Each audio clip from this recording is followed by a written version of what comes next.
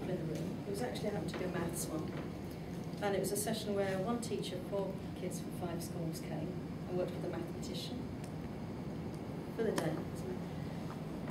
Now for me, what's happening here is an amazing example of that education, the qualities of education I want to see more fully.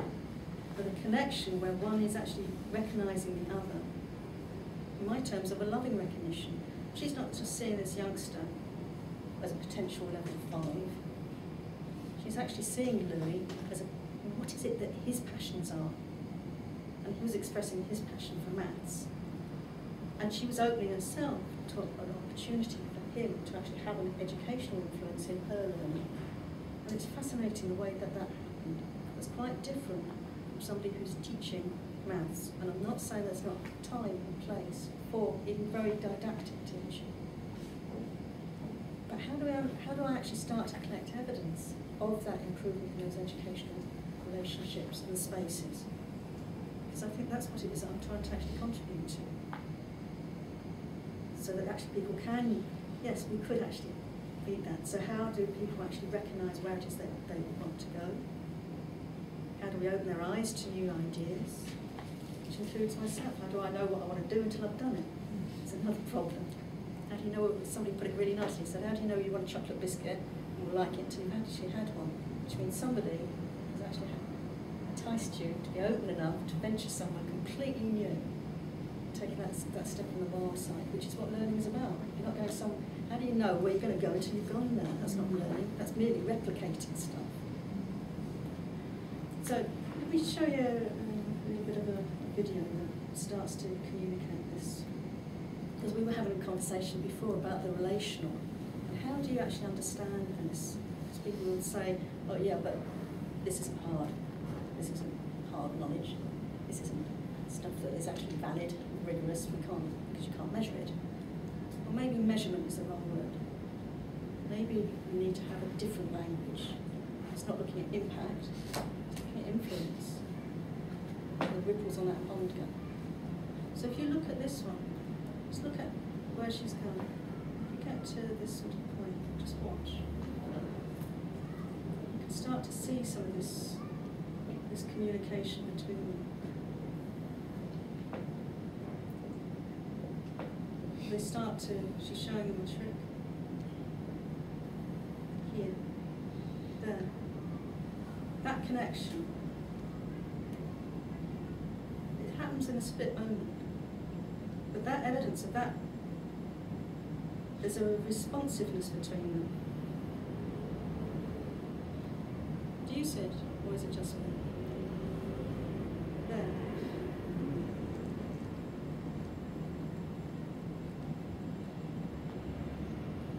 One of the values that I've seen for myself that's emerged through research, and one of the things I value very much, is that respectful connectedness. They're not violating boundaries. As a head teacher, as it is, and a pupil, you know that those boundaries can be very different, and they're also very fluid. With some people, you have to be firmer. With others, they can open up. And in this space, she actually allowed that space to be very fluid, so that he was sharing, and he was passionate about trying to actually help her understand.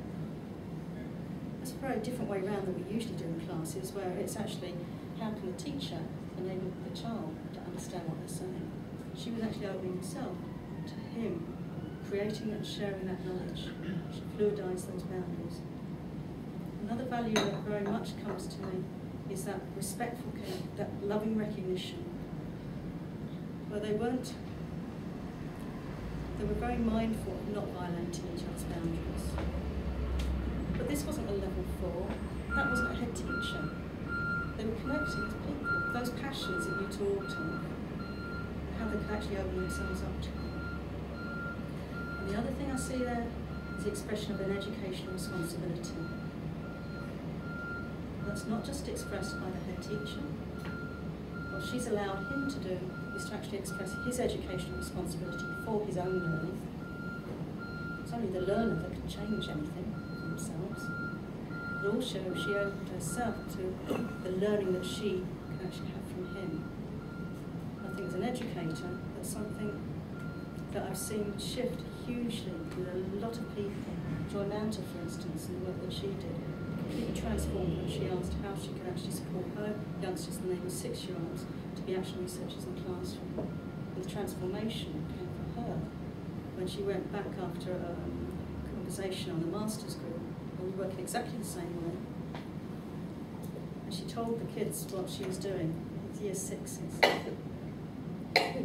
She said that she's up at the university thinking about her research and how she would be able to do with understanding learners and learning. And they were outraged. How could you do this without us? How can you understand learning without us? And it completely changed what it was that she was doing. She saw that actually she was a co-learner with them. It's not to abrogate her responsibilities as an adult or a teacher, but part of it is actually recognising that educational influence that she was having in her own learning that they could actually contribute to. Because how could she be a better teacher without their contributions? The people have said that this isn't possible with young children. These are the youngsters that she was working with, and they were critiquing task. Most of you know task? Yeah, thinking actively in a social context. It's a familiar action research model. What are your concerns? Why are you concerned? Imagine possibilities, select one, do it, evaluate how well, and then the last bits, which I'll come to in just a minute, which aren't done, and actually connect up for me with what I'm talking about here, of actually people creating their own living theories of their own lives, which emerges. And these kids were actually saying there's bits of task that they agree with, but it didn't actually explain their learning. And they created their own living, their own model of learning.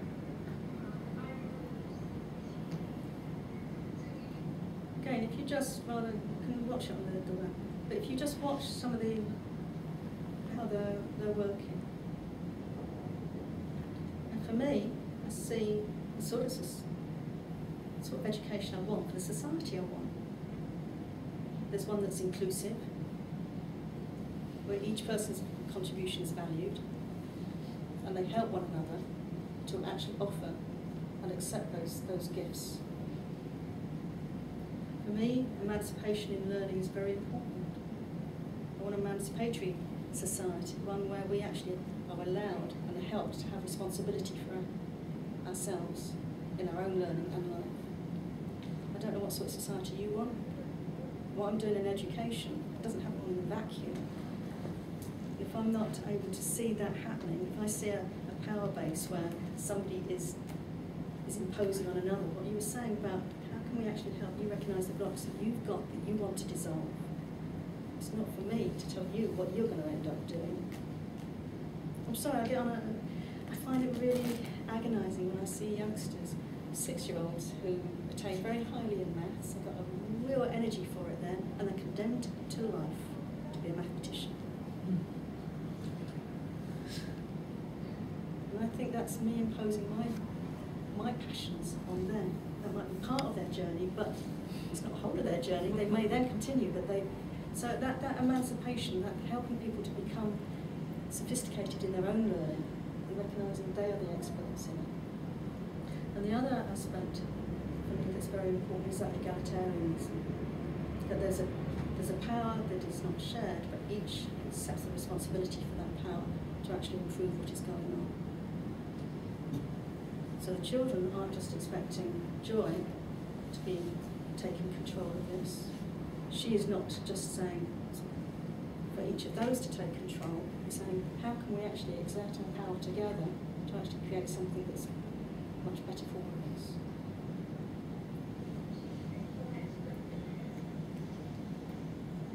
I don't know whether this is starting to make any sense to you, because it's a very, very different way of actually researching. It's a very different way of looking at knowledge.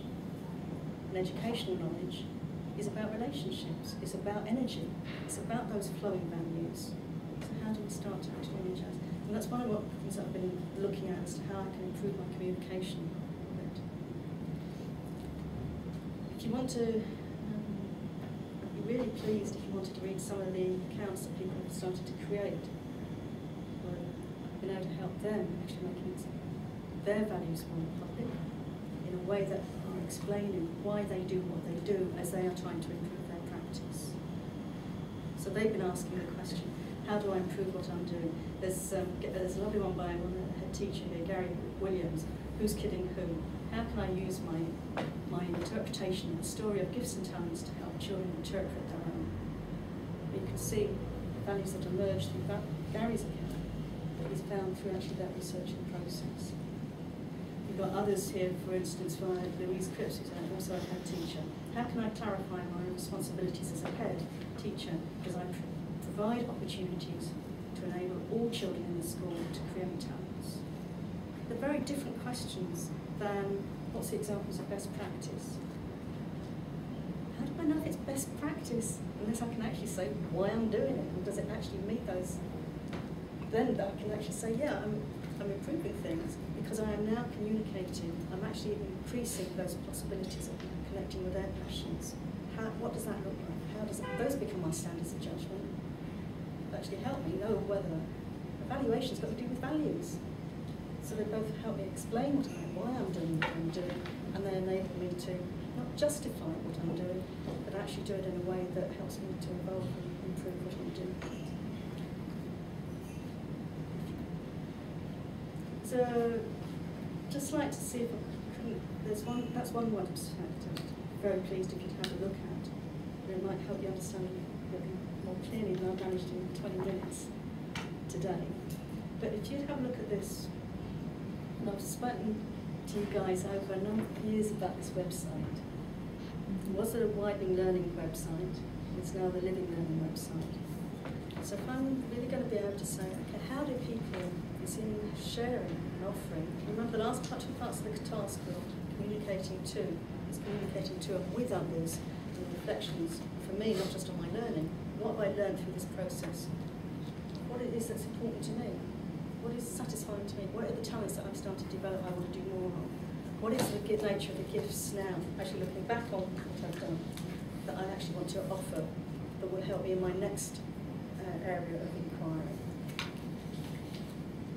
But that's the end, to the thesis, when I've finally created the document, is the end part of it.